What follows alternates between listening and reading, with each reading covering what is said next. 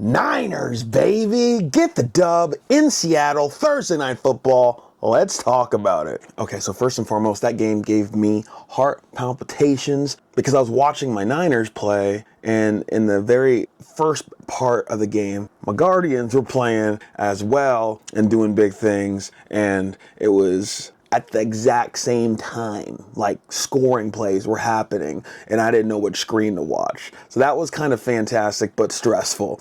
But big shout out to our rookies. Our rookies tonight showed up and showed out. Malik Mustafa got a big pick. He did hurt his ankle. Hopefully he'll be A-okay because we need him. He was making hits. I saw him run flat into Kenneth Walker. I think it was in the first quarter, and he leveled him. And I was like, who the heck hit him? It was Mustafa at the bottom of that pile. Bro's a beast. And I've been saying it since the moment we drafted him. He is a future Pro Bowler, All-Pro. He's the next great safety. Book it. Renardo Green got an interception late in the game to help seal the victory. And honestly, once Travarius Ward comes back, because he did not play tonight, we missed you, Mooney, because Isaac Adams is pretty not clutch, to say the very least. I think it should be Renardo Green and Mooney, and then Lenore as our DBs, like without question. But both of our rookies that we drafted getting an interception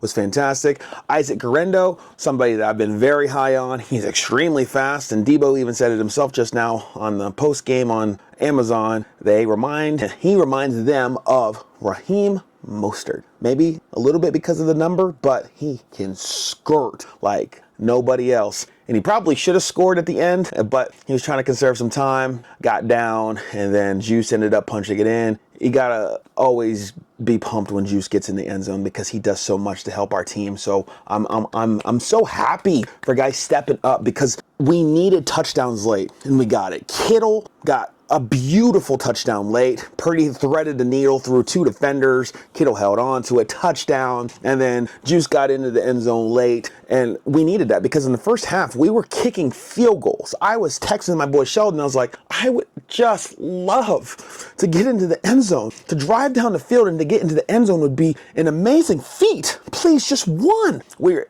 having those red zone woes once again. Now the kicker that we signed, I don't even know his name, got level number 35, looks like he's about 110 pounds soaking wet, made all his field goals. And freaking tastic. Good stuff, boy. Jordan Mason hurt his shoulder. He got 10 days to work it out because we got to play the Kansas City Chiefs next, but he was running pretty well. 9 carries for 73 yards before he went down. Really didn't play in the second half. He came in for like one play and then he was done. But Isaac Guerrero, 9 carries for 100 yards. Purdy got 19 yards, once again scrambled for 2 first downs. Patrick Taylor came in, actually carried the ball 5 times, about 3 yards a carry, got a couple of catches. Just everybody contributing. 49ers actually had 228 total rushing yards. Seattle only had 52.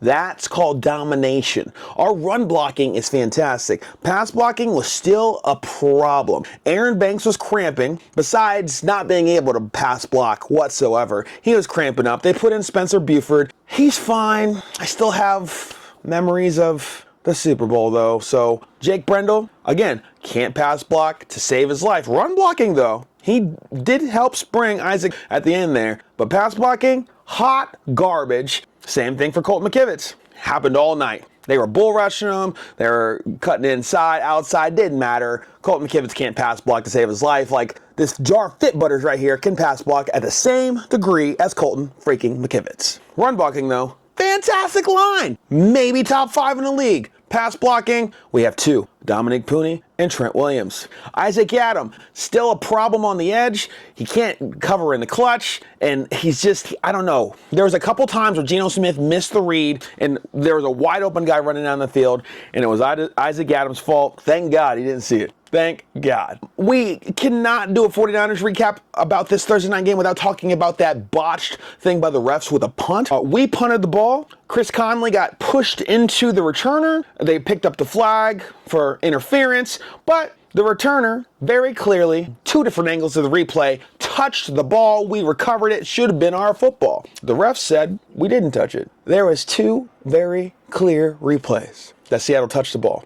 How are they talking about it on the broadcast? How does New York not see that? How do the refs there not see that? How does anybody looking with eyes not see that Seattle touched the football and it should be our ball deep into their zone? Like, that was screwed up. And this was in the second half when momentum was swinging. Like, Seattle had just ran the kickoff back, and then they ended up scoring again. And I'm just like, hold up. It's a 6-point ball game. We were just up 23-3. Crazy. So there was some time late in the game where I was sweating because we were only up 6, and then we scored, and then they scored, and we missed the 2-point conversion. We're only up 5, and I'm like, can we just put somebody away, please? And we eventually did. But that was pretty much the game.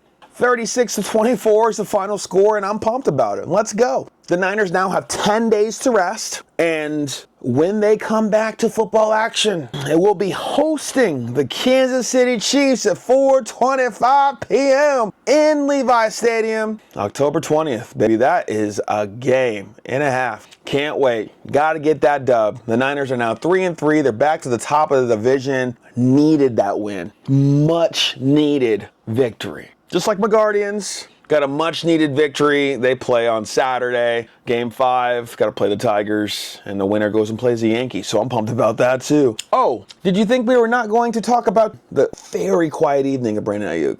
2 catches for 37 yards. Snap back to reality, like, oops, there goes gravity. Like, I don't understand. Like, maybe he just wasn't getting open. Maybe they deployed all the forces on him. I haven't watched the all 22, so I can't really see, but only 2 catches. 1 got called back, so he probably would have had 3 catches for like around 55, 60, which would have been at least like respectably average, but 2 catches for 37, just, bruh. George Kittle, 5 catches for 58 yards and 2 tutties. That's a Kittle game. Like, that right there. And Debo, huge 102-yard night with the one was a beautiful pass from Brock. Brock looked off the safety, threw it back over to the left, over the head of the linebacker, and right before the safety got there, it had to be on the money. Nobody can take away that. That was one of Purdy's best throws of his career, and Debo housed it. Purdy was actually 18 of 28 for 255, 3 touchdowns, and 0 interceptions. That's a quarterback rating of 129.3, baby. Pretty elite. And let's just put this into perspective here. Purdy only had 28 attempts, 18 completions. Geno Smith had 30 completions, 52 attempts, and 312 yards. It's basically Purdy's completions and attempts doubled and only had 50 more yards. Purdy is pretty efficient, I must say. And this wouldn't be a 49ers recap video on any of my channels without saying Devondre Campbell is still trash. Why is he in there? God, I miss Dre Greenlaw. Fred Warner is the defensive player of the year so far. He led our team in tackles again. He got 11 and another forced fumble. If you're a linebacker, if you're a defender, and you play foosball right now, you should be watching all of Fred Warner's tapes, especially from this year, because the way that he has perfected tackling / punching the ball out at the same time is a thing of beauty. And I have to brag on the rookie Renardo Green once again, because for the most part, he was the one covering DK Metcalf today, and DK only had 3 catches for 48 yards. So, yeah. Renardo Green needs to start. And congrats to the 49ers defensive line for completely dominating the line of scrimmage. I mean, Kenneth Walker only had, 32 yards? He did have a touchdown. There was one drive where you just can't be stopped. It's kind of like when you're playing NCAA football 25 and the computer just automatically goes down the field like you know there's nothing you can do to stop him. That was that drive for Kenneth Walker. Have it, bro. But you only had 32 yards, so whatever. The Niners were still only 5 of 12 on 3rd down, but Seattle was 7 of 16, so Seattle did have 12 more plays than us, even though we had the ball for 7 more minutes, like 33-26, so you figure that one out. I think that's all I have to say for this game. It was a good day. If you want to talk more about it, comment down below. I hope y'all have an amazing day / night, whenever the heck you're watching this video. Make sure that you follow me if you're watching this on Instagram or TikTok, and subscribe if you're watching this on YouTube. And until the next one, peace.